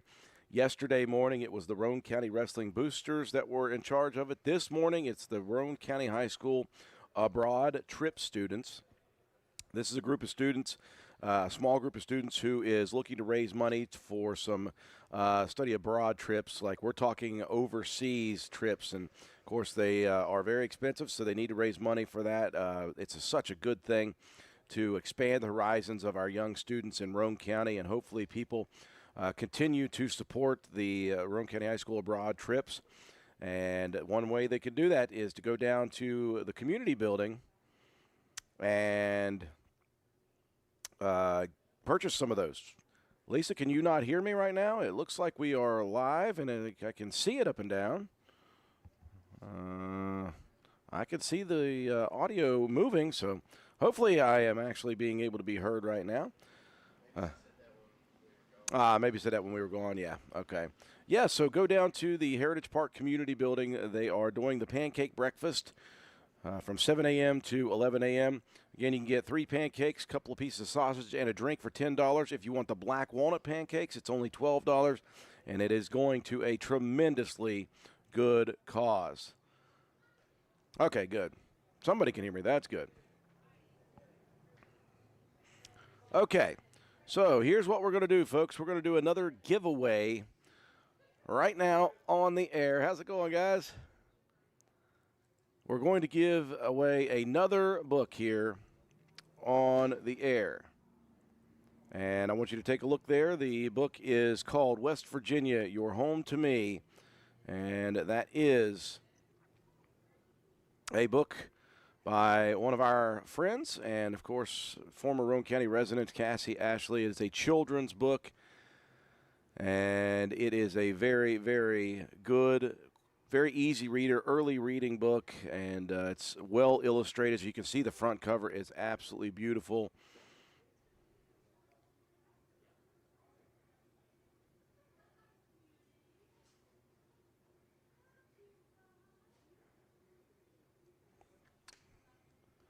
Yeah, so the book is West Virginia, Your Home to Me by Cassie Ashley.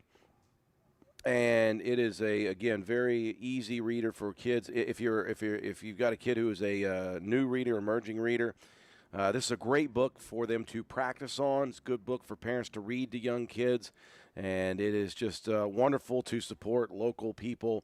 And again, a friend of ours. So I hope that people do that. You can get these books ordered on Amazon. So you can go to Amazon and purchase these books if you would like. I know they are also in the library at Stonewall Resort, and I think that she is trying to work to or has got them in the Tamarack down south in West Virginia, a cultural hub, obviously, in West Virginia. But we have books to give away here today. I gave away a book yesterday. We are doing West Virginia trivia, and it's very simple. I will ask the question right here. And to win the book, you must come here to my booth. And again, I'm at the corner of Church and Court Street in downtown Spencer. I'm diagonally across from the entrance to the city building. I'm easy to find. And so once I read the question, the first person to make it here to me and correctly answer the question about West Virginia trivia, you will win a free book from Cass Ashley called West Virginia, Your Home to Me. Here we go. The trivia question today, and I tell you what, this isn't even a whole lot harder, a whole lot easier, or a whole lot harder than yesterday's question. Yesterday's question was as simple as it gets. If you are from West Virginia and you consider yourself a West Virginian, you better have gotten that one right. What is the state's birth date? West Virginia Day, June 20th, 1863. If you didn't get that, even if you're from West Virginia, I don't consider you West Virginia if you don't know that one. So here is the question for the free book, West Virginia, Your Home to Me, by Cassie Ashley. And again, you must come here to the booth to answer this question. All right, here is the West Virginia trivia question for the first book to give away today. I have 4 more of these to give away, by the way, today. What is the highest point in West Virginia? What is the highest point in West Virginia? You don't have to tell me the actual height of the point, by the way. But what is the highest point in the state of West Virginia? First person to come to the booth today and correctly answer that will win a free book, a children's book from Roane County's original author, Cassie Ashley, West Virginia. Your home to me. I'll continue to ask that question until I get a winner, and then we'll move on to another giveaway question. What is the highest point in the state of West Virginia? Lots on tap today, folks. 9:20, so we are into the 9 o'clock hour. The Armory exhibits are all open now. It's the craft show, the flea market, the art and photography show, the Ag, 4-H, and FFA exhibits, the motorsports and tractor displays, all down at the Spencer Armory building. At 10 o'clock at the Armory building, the chainsaw artist Mason Dixon boys will be slinging some wood chips, I suppose, is what we would say. So they've got custom-made items. At 10 o'clock, a lot more stuff gets going. At 10 o'clock, the Mountain Monsters men, who I see are pulling up now and getting ready, they are to our right, and they've got a booth set up over there.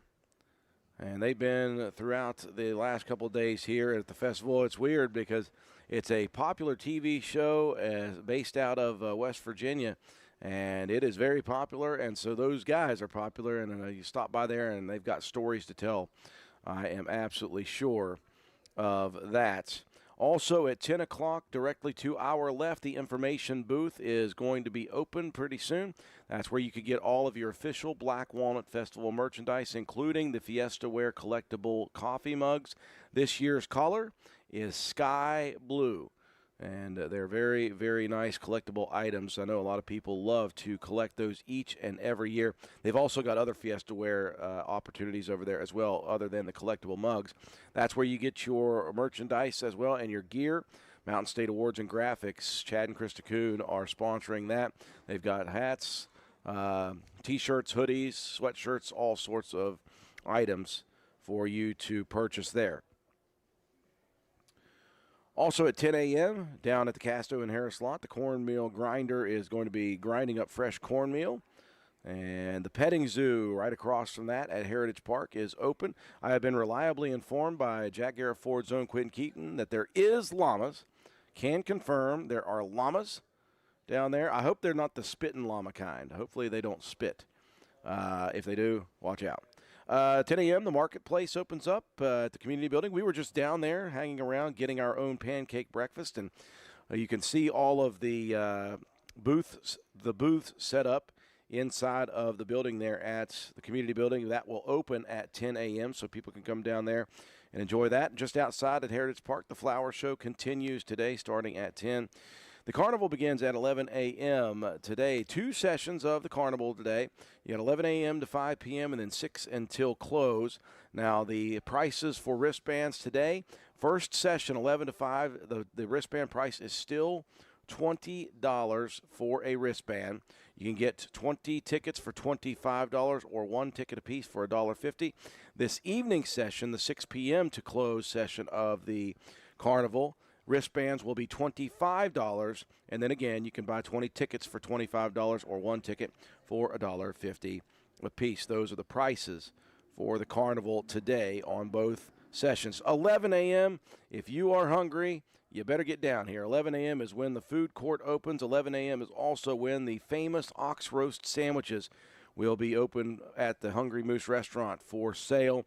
And I know that it's a tradition usually every year that before the parade starts, people go nuts for the ox roast sandwiches. Well, that's why the Hungry Moose decided they were going to start selling those first day of the festival. It's the first time that's ever happened. They started selling their ox roast sandwiches on Wednesday, and they sold a bunch Wednesday, Thursday, yesterday. So hopefully they've still got a bunch of ox roast And hopefully people can get here at 11 o'clock sharp and get those ox roast sandwiches. Again, the big ticket item today in downtown Spencer, and one of the biggest items and one of the biggest events of every year, is the Grand Parade of the Black Walnut Festival. That will begin at 12 p.m. noon sharp down at Handy Mart's lot. It will come all the way up the bypass. It will cut through Main Street all the way through town. It will go all the way down to the Armacell building. They'll move around at that point, and that will be the parade lineup. And it will be a long parade, so if you're looking to get to town, folks, they will end up shutting down the roads in and out of town right before the parade. So if you want to get to town, my suggestion will be leave about 20 minutes ago. Get here quickly because the parking will be at a premium. And, again, the traffic is going to be pretty rough, so make sure you plan accordingly. At noon also, the brand new item here at the festival this year, the beer tent is open at noon over at the grass lot beside Hungry Moose Cafe. Grandpa Cratchit is here for one more day, 3 more shows, 1 p.m., 3 p.m., and 5 p.m. The band and majorette competition out at Roane County High School will start at 3:30. That's at County Stadium. Also, the flower show continues throughout the afternoon. The 4-H FFA and livestock sale will take place tonight at 6:30 p.m. at the Paul Cummings Memorial Barn out at Lick Fork. Music on the main stage today. Here is your lineup for music. At 1:30, it will be Johnny Stats Project. Johnny Stats, a world-famous mandolin player from Roane County, local guy. Also local music with Eric Barker at 4 p.m. on the main stage. Eric spent a lot of time, lived down in Asheville, North Carolina for a long time, played solo music, played in a couple of different bands, and he is back home. He is also the MC of the City of Spencer's Open Mic Thursdays. Those take place each and every Thursday as long as weather permits at the grass lot beside the Hungry Moose restaurant. And then closing out the music session tonight at 7 p.m. is the Esquires. So that is a full day of events for the festival today on Saturday. Now, highlighting Sunday, there are still some things going on Sunday morning. Had a chance to talk again with Quentin Keaton of Jack Garrett Ford.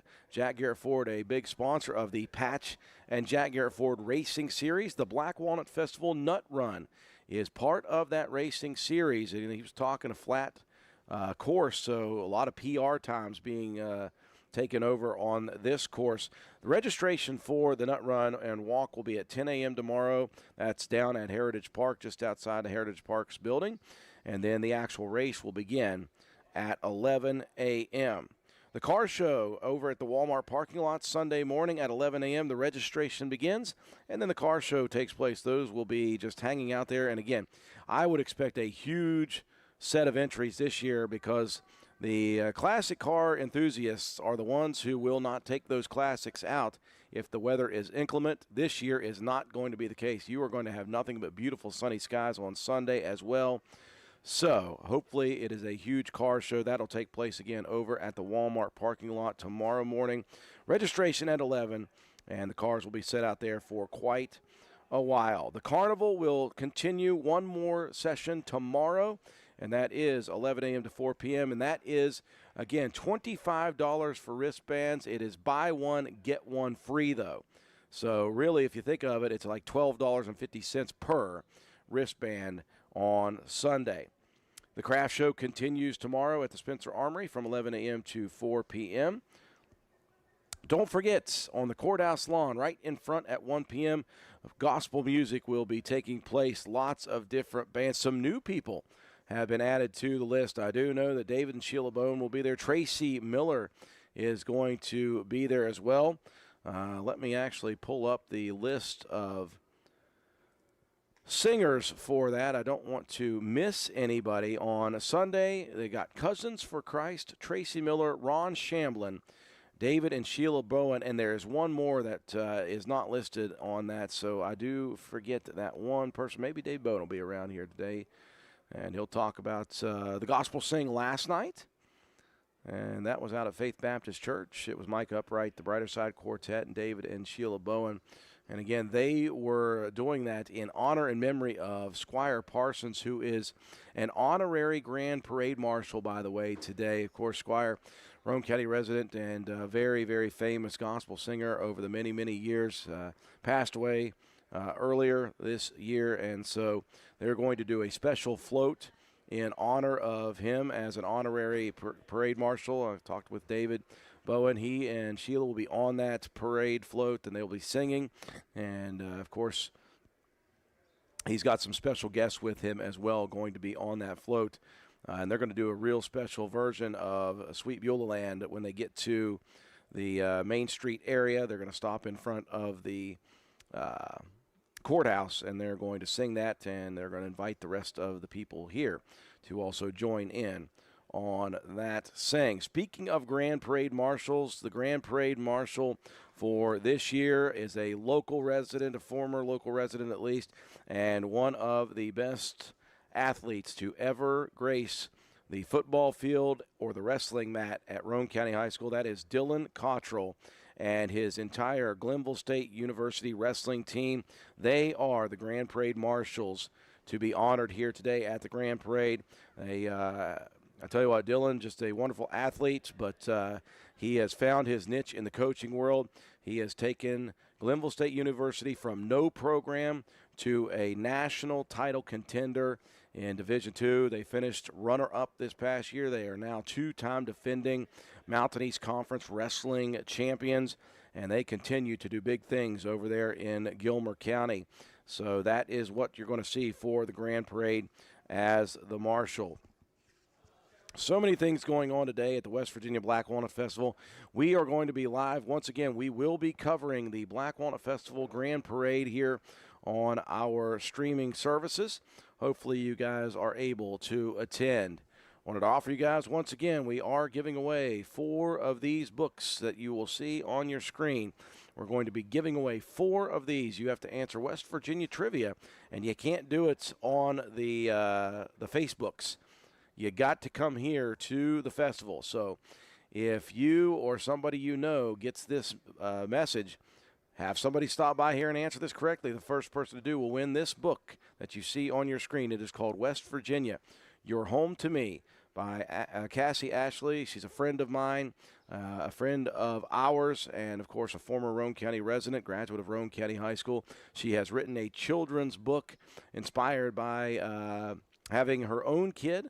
And she and Lane have a beautiful baby girl, and she was inspired to write a book, a children's book, and so there it is. It's well illustrated. It's beautiful pictures, and so we're giving away those books. We do appreciate her for sending us books to give away. So here is the trivia question for the giveaway. Trivia question is West Virginia history, West Virginia-based trivia. This is easy. What's the highest point in West Virginia? What is the highest point in West Virginia? You don't have to tell me the height of it. I just need to know the name of the highest point in West Virginia. You come here, you answer that, you win a free book. How about that? Folks, stick with us. We're going to continue to bark out the carnival, or not the carnival, bark out the festival. I guess the carnival is part of the festival throughout the morning here, and then we'll shut down at about 11 o'clock. We're going to move our equipment up to the main street area, and we're going to set up for the Grand Parade. So for people who cannot make it, we will be covering the Grand Parade once again this year.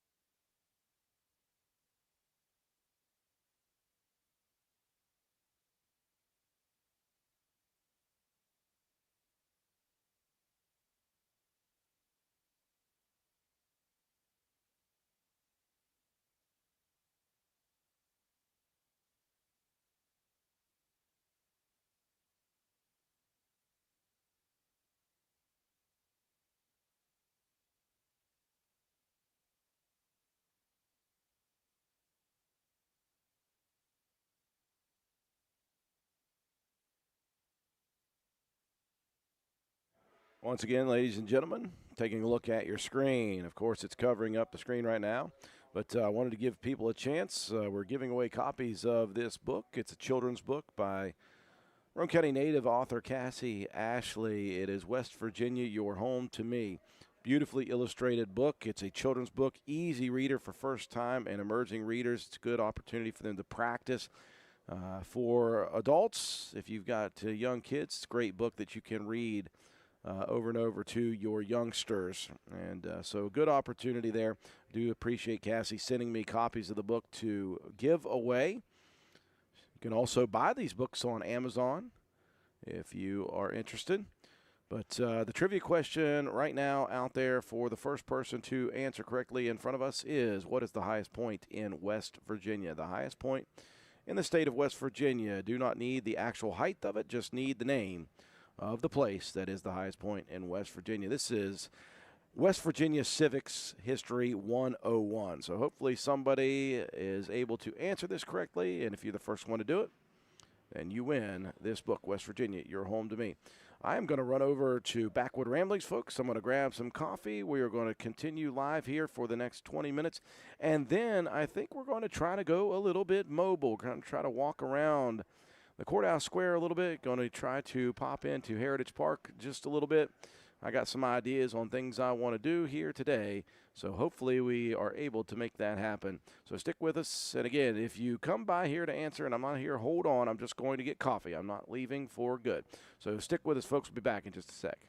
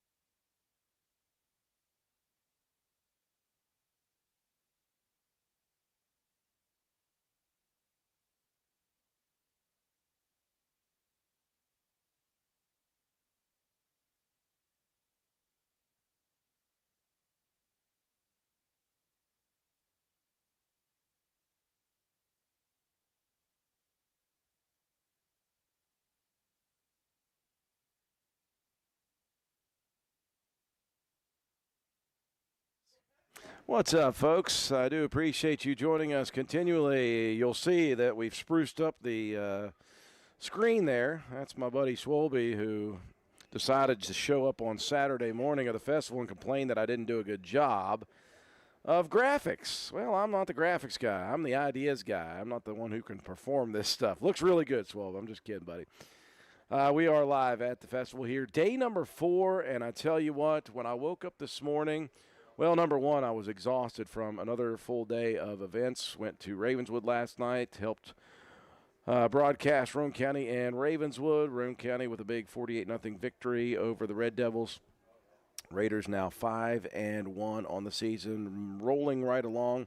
But I got home late, so I got up this morning and I was pretty tired, but I walked out and it was a little bit cool. It was a little bit warmer than it had been on Thursday and Friday mornings. Thursday and Friday morning, I got up, it was about 37 degrees when I got to my truck.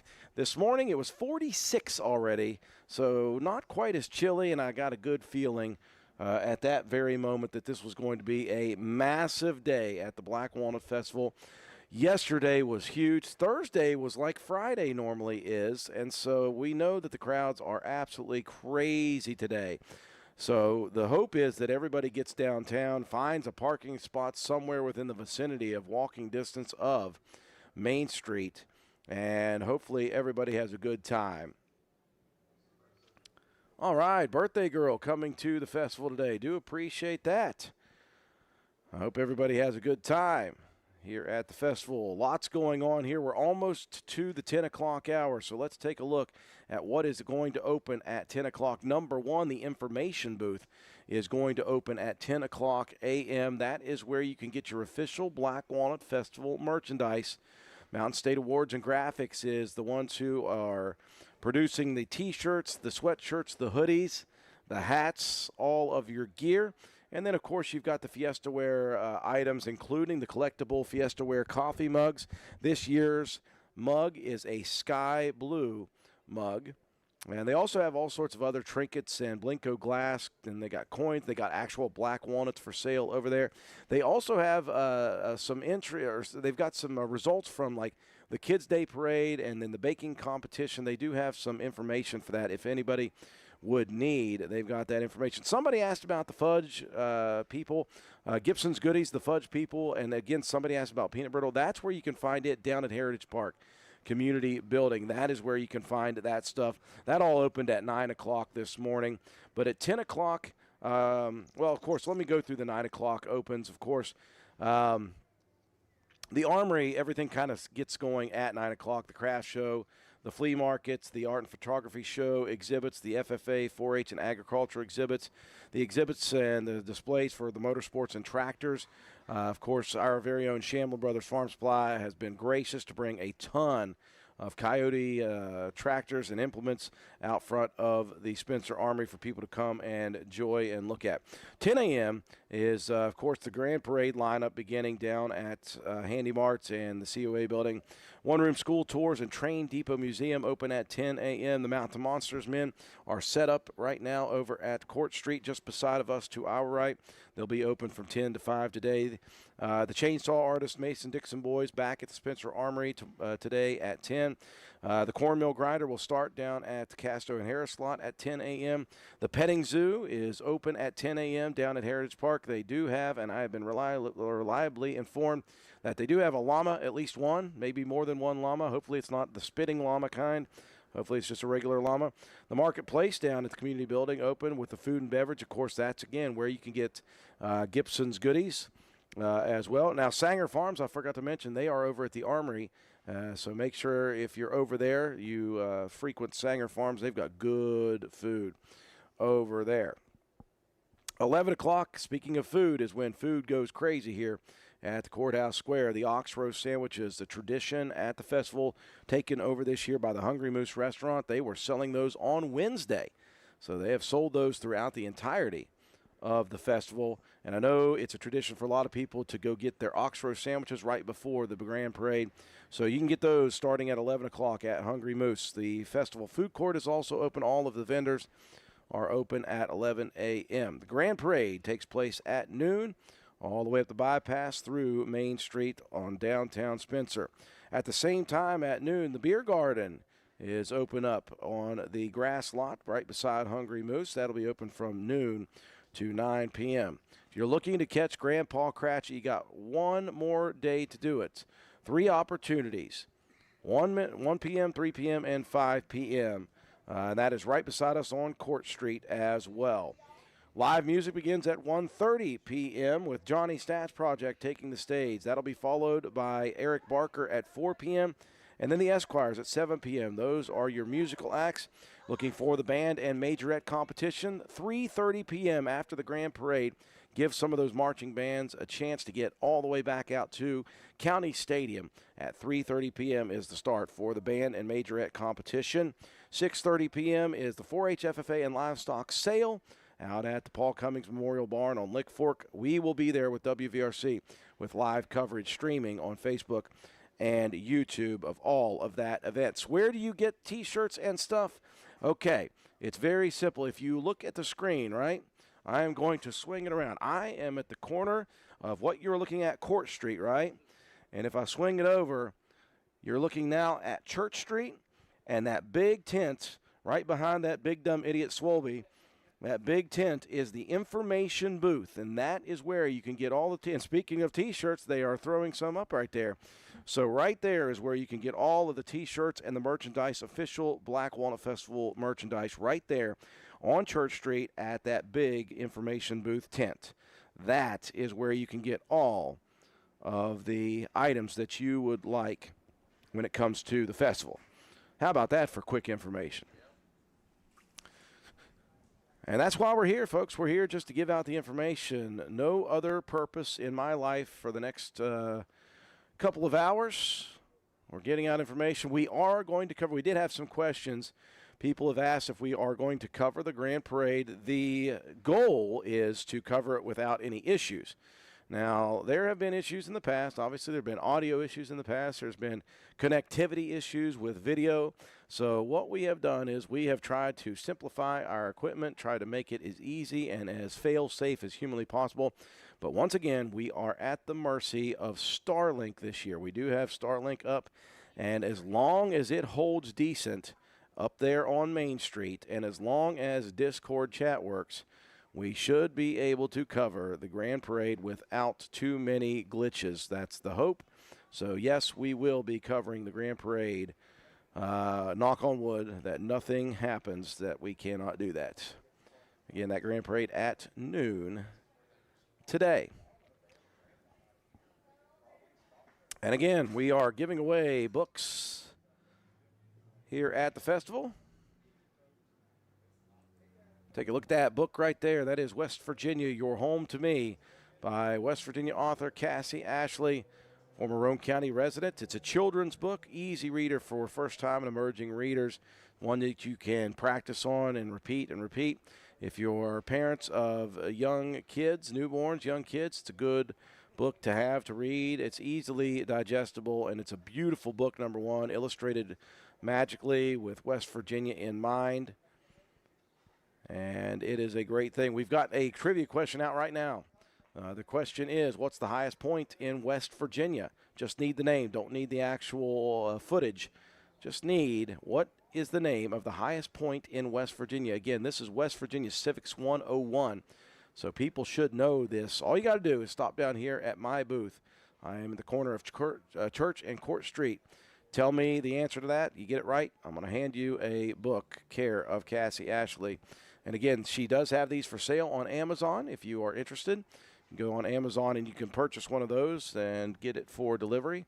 But why buy it right now when I've got some to give away? So again, I just need somebody to come here to the booth and tell me what is the highest point in the state of West Virginia. First person to do that correctly will win this book. Folks, we are going to shut down here in about 10 minutes.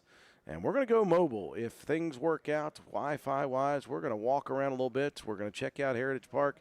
We're going to go talk to some people. I'll tell you what, I've got in my crosshairs, I've got Dr. Rustin Moore right across the way from me.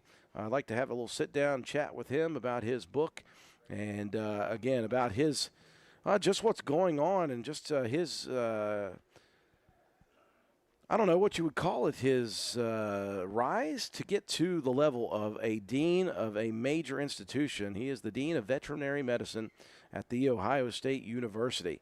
From humble beginnings here in Roane County, graduate of Spencer High School, he's back and he is doing book signings, and he is chatting with some customers over there. So we are going to try to talk with him. We're going to try to go to Main Street. We're going to try to walk around. Maybe we'll find people to talk to. Maybe we'll just chat it up with ourselves. Who knows? But it is a wonderful day here. Day 4, folks. Take advantage. It's amazing. It feels like just yesterday we started on Wednesday morning, and now we're winding close towards the end of the festival. So gather it up and get down here and soak up as much of this festival and soak up as much of this wonderful weather as you can get, because who knows what the weather will be next year. It may not be nice next year. It may be raining. It may be miserably humid and hot. It is not this year, though. So hopefully you guys come out and take advantage.